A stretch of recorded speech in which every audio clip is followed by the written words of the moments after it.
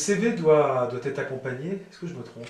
Oui, c'est important de mettre un mot effectivement, donc soit un mot d'accompagnement si c'est joint dans un mail, soit une lettre de motivation carrément.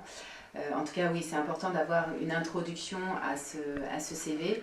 Alors, le mot d'accompagnement ou la lettre de motivation ne reprend pas tous les éléments du CV.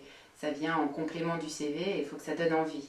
Alors, il y a une structure qui est assez facile à mettre en œuvre, c'est la notion de vous. Donc, premier paragraphe, je parle de vous. Vous recherchez un serveur, vous recherchez une directrice marketing dans tel domaine.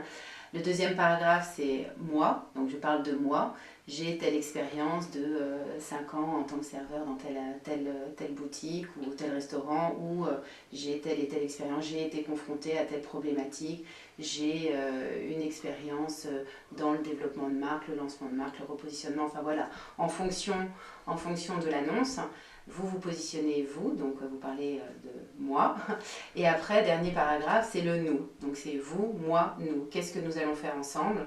Comment nous allons développer ensemble votre activité? Comment nous allons répondre à vos enjeux?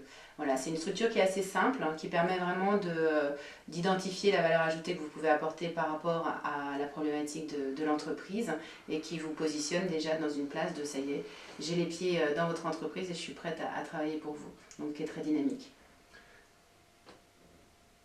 Alors, je postule pour un job de responsable d'une boutique.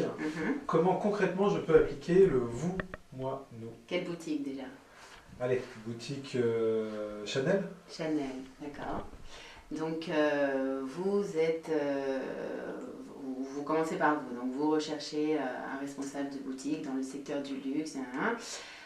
Vous avez des enjeux d'image de marque, vous reprenez des éléments un peu plus globaux sur l'entreprise en appuyant sur les valeurs par exemple de l'entreprise qui sont importantes, sur les éléments que vous avez dans l'annonce. Vous pouvez rechercher aussi par ailleurs sur internet, il y a énormément de moyens de vous renseigner sur l'entreprise. Après le moi, c'est mon expérience de cette année dans le luxe, à travailler en tant que responsable si vous avez cette expérience-là, ou vous essayez de parler de vous en montrant en quoi votre expérience va matcher avec les besoins du poste.